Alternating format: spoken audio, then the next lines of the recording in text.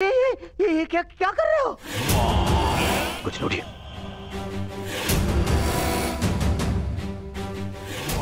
मैंने अपने मन को टटोल कर देखा तो स्वर से ये आया कि मेरा मित्र कर्ण पूर्ण रूप निष्ठावान है। एक और स्वर मन से निकला कि यदि मेरे मित्र कर्ण के ऊपर कोई भी उंगली उठाए तो उसे तोड़ देना।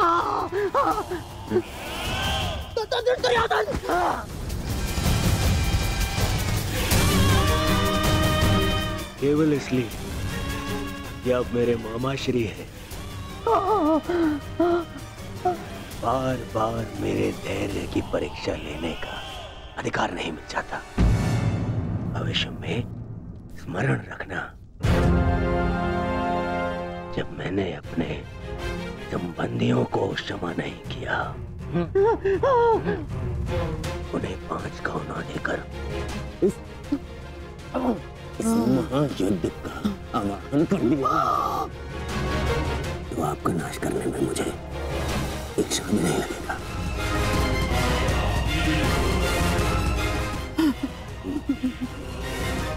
इसलिए स्मरण रखना,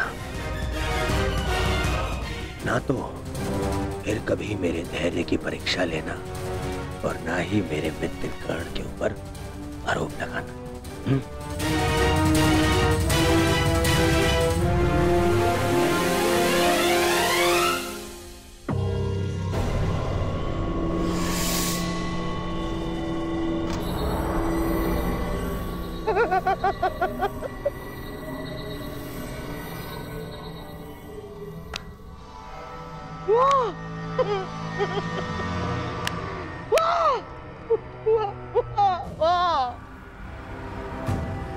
मेरे होने वाले सम्राट, वाह! आज तुमने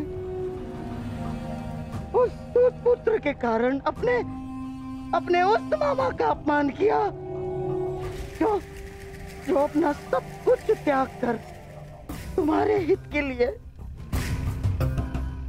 केवल तुम्हारे हित के लिए अपनी बहन के घर श्वान बनकर बैठा है। तुमने उस मामा का अपमान किया जिसने अपना श्वास, अपना ध्यान, अपनी आस, अपना अभ्यास सब कुछ न्योछावर कर दिया अपने होने वाले सम्राट के लिए। तुमने उस मामा का अपमान किया दुर्योधन, जिसने साम, दाम, दंड, भेद, युक्ति, कपट, छल, कुचक्र, षड्यंत्र सबकी पराकाष्ठा कर दी। क्यों? अपने होने वाले सम्राट के लिए है? और तुमने उस मामा का अपमान किया उसके लिए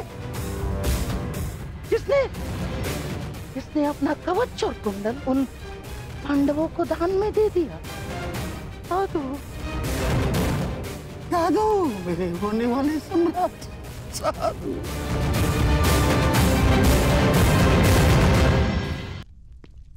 नहीं पिताश्री, मुझे महामहिम का निर्णय स्वीकार नहीं है। मुझे तो युवराज दुर्योधन का संदेह उचित प्रतीत होता है। हाँ, अवश्य महामहिम उन पांडवों की सुरक्षा चाहते हैं और वो जानते हैं कि जब तक आप युद्ध में उपस्थित रहेंगे तब तक पांडव सुरक्षित नहीं है।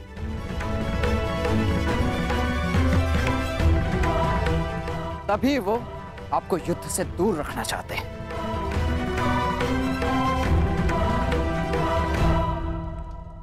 जानता हूं मैं ये बात।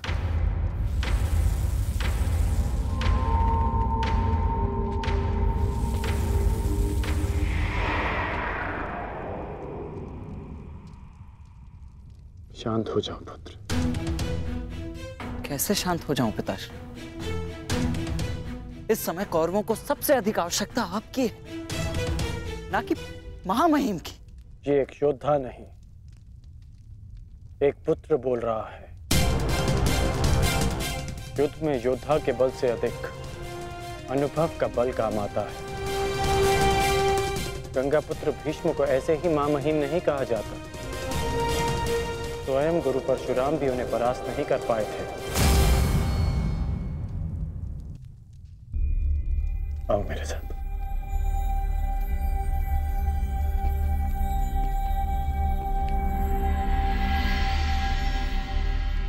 जब तुम भीतर आए थे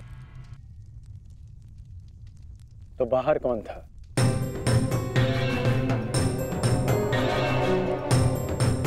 सैनिक थे, सहस्त्रों सैनिक थे। तो बताओ कि वो सारे सैनिक कहां चले गए?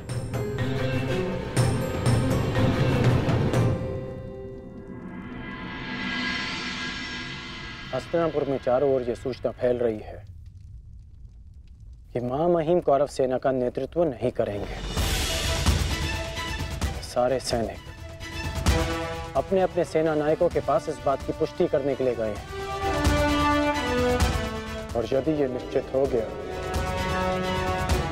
कि महामहिम कौरव सेना का नेतृत्व नहीं करेंगे तो युद्ध से पूर्व ही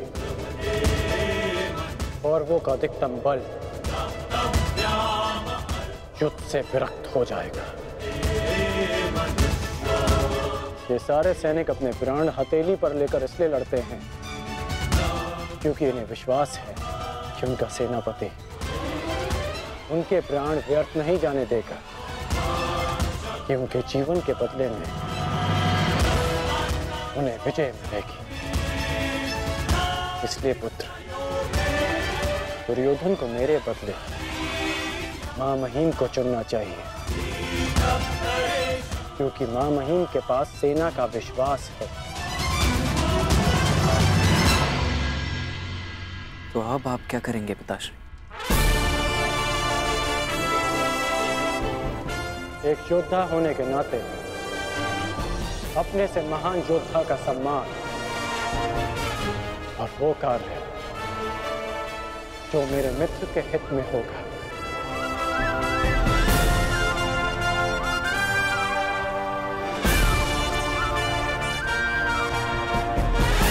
मान किया उसके लिए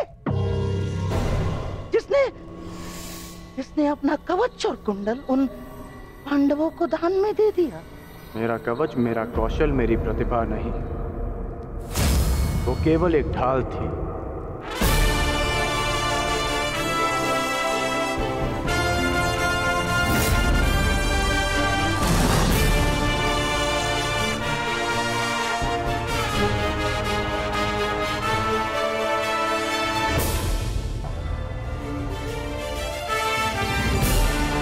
और दुर्योधन की ढाल मैं हूं, मेरी मित्रता है। और ये मित्रता मेरे लिए मेरे प्राणों से भी अधिक महत्वपूर्ण है। मैंने सदैव अपने मित्र के प्रति अपनी निष्ठा सिद्ध की है और आज भी मैं ऐसा ही करूंगा।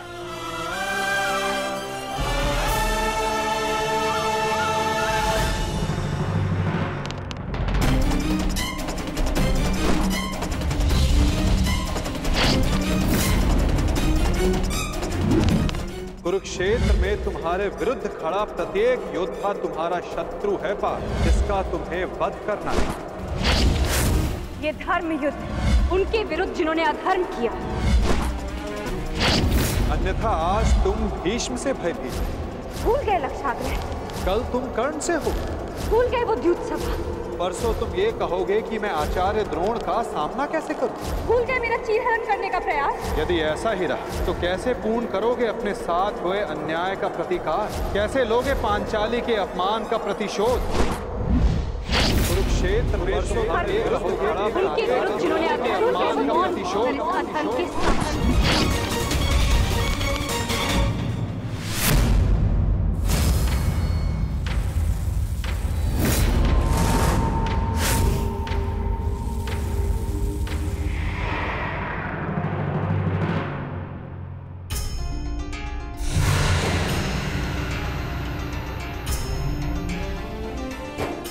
पुत्र का धर्म होता है बढ़ती आयु में अपने पितामह को संभालना। मैं युद्ध क्षेत्र में मैं कैसे गिरा सकता हूं? जिन्होंने मुझे धनुष उठाना सिखाया, जिनके कारण आज मैं सर्वश्रेष्ठ धनुर्धर हूं, उन गुरु द्रोण पर बाण संधान कैसे कर सकता हूं मैं? जीवन में पहली बार आज मेरे हाथ कांप रहे हैं, अर्थात ये सब ठीक नहीं, ये सब ठीक नहीं।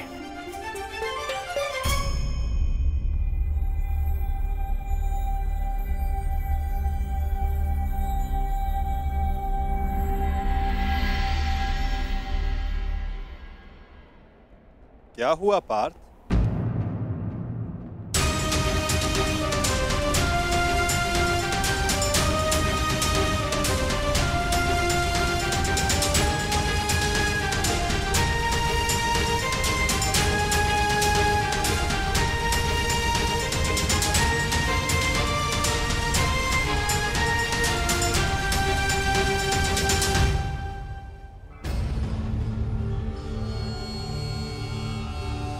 जो अपने दृढ़ संकल्प और अचूक लक्ष्य भेदन के लिए जाना जाता है, जो केवल शब्द सुनकर उसका लक्ष्य भेद कर सकता है, आज वही अर्जुन विचलित है या उसके बाण विचलित है? पार्थ, कुछ कहना चाहते हो? यदि तुम्हारे मन में कोई संदेह, कोई संकोच है, तो उसे अपने सखा से बांट सकते हो। नहीं माधव, ऐसा कुछ नहीं है। आज कुछ अधिक ही थक गया हूं मैं, कदाचित इसीलिए। बड़ी विचित्र बात है, जो अर्जुन इतने वर्षों की कठिन तपस्या में नहीं थका, जो 12 साल के वनवास में और 1 साल के अज्ञातवास में नहीं थका, वो आज केवल एक दिन में थक गया।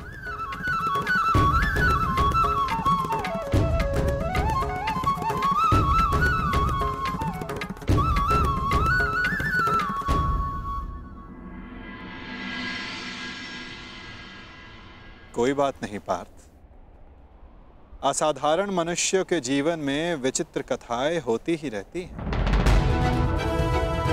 आओ, शिविर में चलकर सभी वीर मिलकर भोजन करें।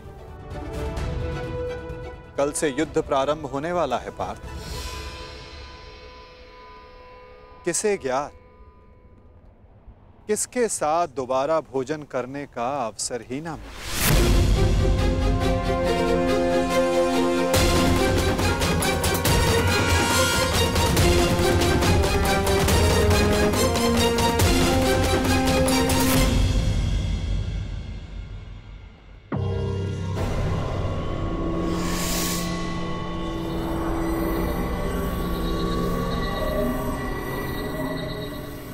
हम सबको यहाँ पे क्यों बुलाया गया है मामाश्री? क्या? मुझे तो लगा कि तुमने हम सबको यहाँ एकत्रित होने का आदेश दिया है।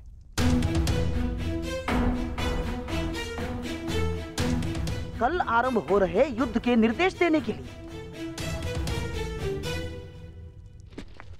मैंने आप सबको यहाँ बुलाया है।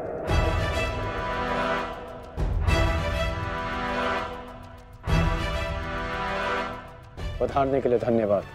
परंतु तुमने हमें यहाँ क्यों आमंत्रित किया है कर्ण? बताता हूं मित्र,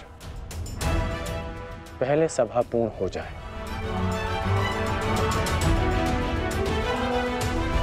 अभी एक योद्धा का आना शेष है।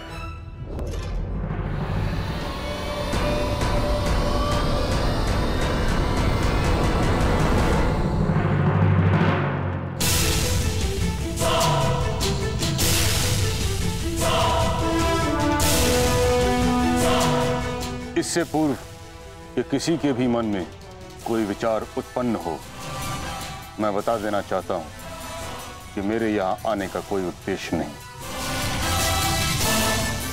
मैं यहाँ केवल अंगराज के आग्रह पर उपस्थित हुआ हूं।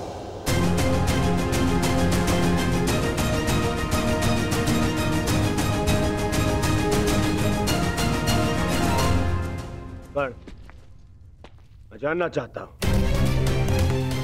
इस सभा को बुलाने का उद्देश्य क्या है मित्र?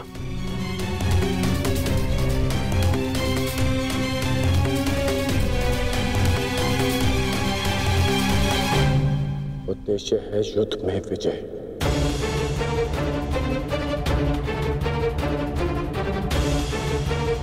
तुम अपने मित्र मुंह में आकर बहुत बड़ा अनर्थ करने जा रहे थे और एक सच्चा मित्र होने के नाते मैं तुम्हें ये अनर्थ नहीं करने दूंगा।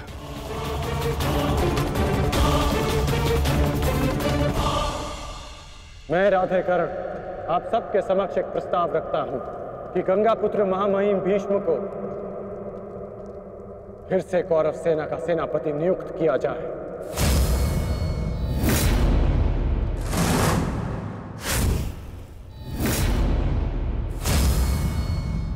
और ये घोषणा करता हूं कि जब तक महामहिम भीष्म इस युद्ध भूमि में सेना का नेतृत्व करेंगे, ये राधेकर्ण युद्ध भूमि में नहीं आएगा।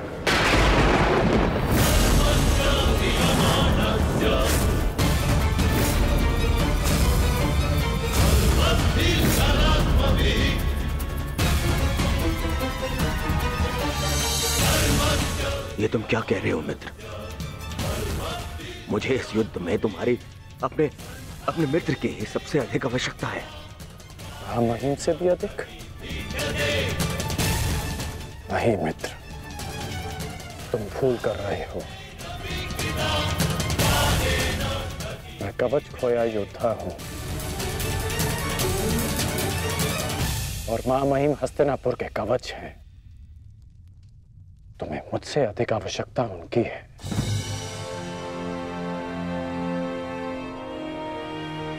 मैं स्वीकार करता हूं कि कौरव सेना का नेतृत्व करने में महामहिम से अधिक सक्षम कोई नहीं।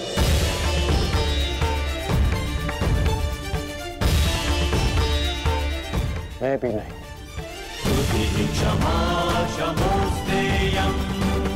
मुझ में योग्यता है, परंतु महामहिम अपने विवेक, धर्म और शौर्य के लिए जाने जाते हैं और इनके विवेक का मैं भी सम्मान करता हूं। यदि महामहिम मुझे युद्ध से दूर रखना चाहते हैं तो अवश्य इसके पीछे कोई महत्वपूर्ण कारण होगा जिसमें सबका हित होगा।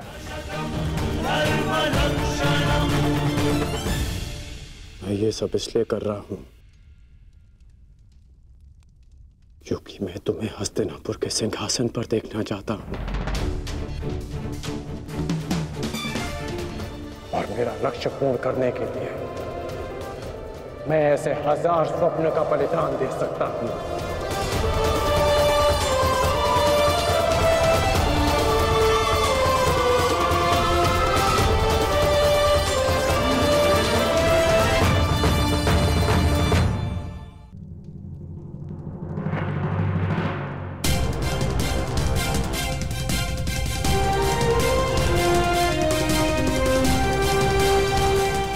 आपके बिना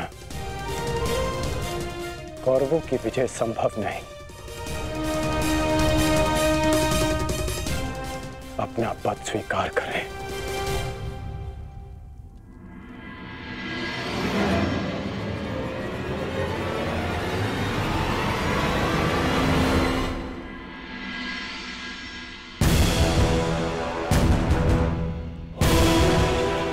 हर हर महादेव, हर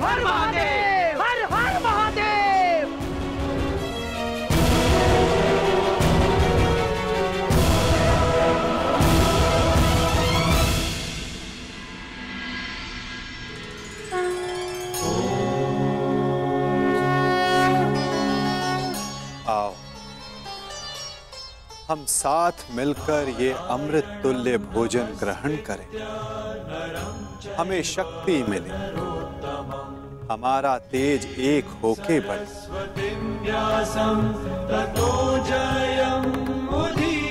हमारा ज्ञान बढ़े, हमारे मध्य कोई विष न फैले, फैले तो केवल हमारा यश।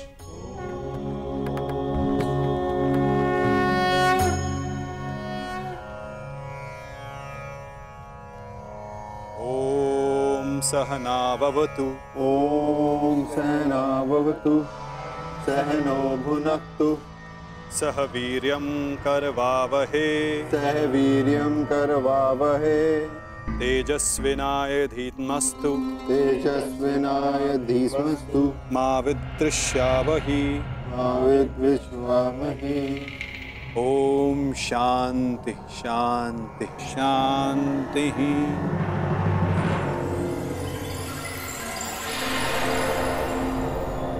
आओ भोजन प्रारंभ करें।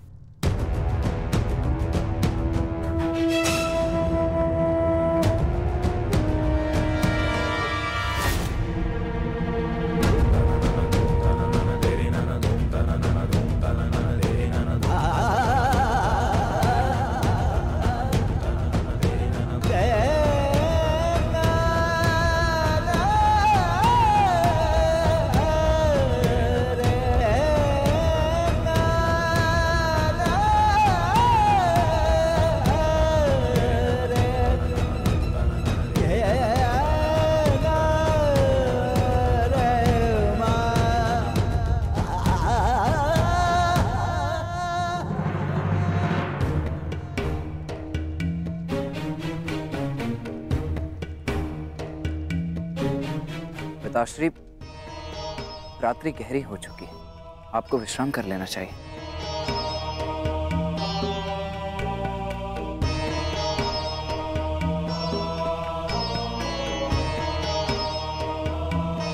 विश्राम की आवश्यकता तो तुम्हें है पुत्र। कल इस महायुद्ध में तुम्हें अपना कौशल दिखाने के लिए प्रस्तुत जो होना है। कल मेरे लिए बहुत बड़ा दिन है कि मेरा पुत्र इतिहास के सबसे बड़े महायुद्ध में पदार्पण करेगा।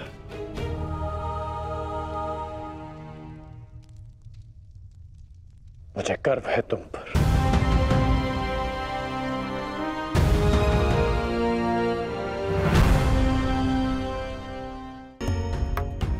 सब कुशल पार्थ? मैं तुम्हारे साथ हूं पार्थ। परंतु युद्ध में तो आप शस्त्र नहीं उठाएंगे। युद्ध में तो मैं अकेला ही रहूंगा माता। और यदि इस युद्ध में मैं तुम्हारे साथ उपस्थित रहा तो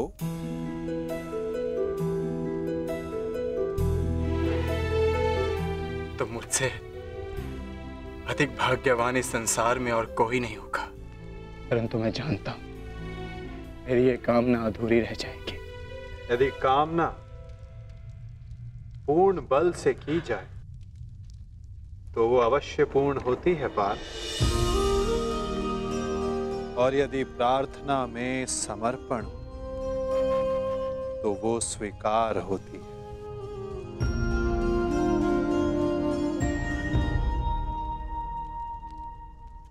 मैं आप सबके समक्ष एक घोषणा करना चाहता हूं। मैंने प्रण लिया है कि इस युद्ध में शस्त्र नहीं उठाऊंगा, परंतु बिना शस्त्र उठाए भी मैं इस युद्ध में सहायक रहूंगा। मैं वासुदेव कृष्ण ये घोषणा करता हूं कि इस महायुद्ध में मैं उस योद्धा का मार्गदर्शन करूंगा जिसे इस युद्ध की दिशा निर्धारित करनी। ये युद्ध एक यात्रा है और इस युद्ध की यात्रा में मैं अर्जुन का सहयात्री बनूंगा। मेरे हाथ इस युद्ध में अस्त्र भले ही ना थामे, परंतु अर्जुन के रथ के अश्वों की रास से अवश्य थामेंगे। मैं इस महायुद्ध महारथी अर्जुन के सारथी की भूमिका निभाऊंगा।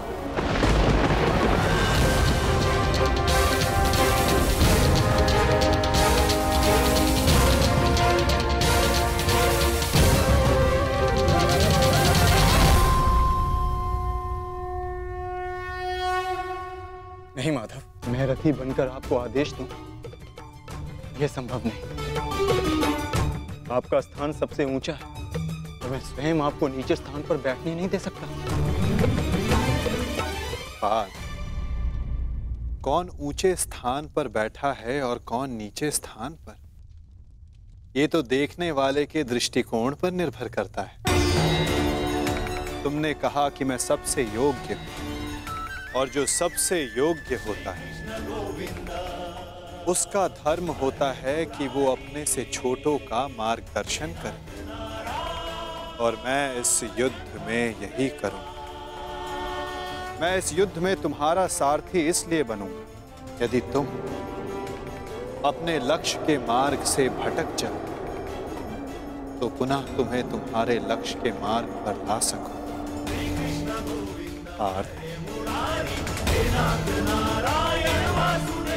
मुझ पर विश्वास है ना? निष्ठा है माधव।